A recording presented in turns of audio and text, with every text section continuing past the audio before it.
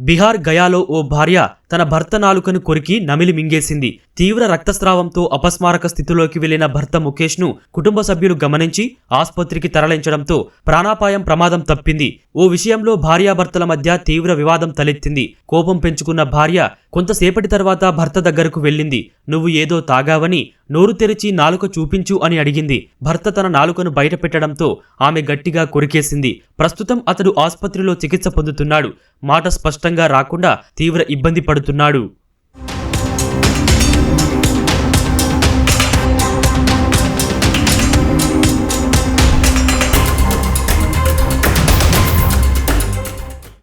భార్యపై ఏదో అతీత శక్తి ఉండటం వల్లే ఆమె తన నాలుక కొరికేసిందని బాధితుడు ముఖేష్తో పాటు కుటుంబ సభ్యులు మూఢనమ్మకాలను విశ్వసిస్తున్నారు.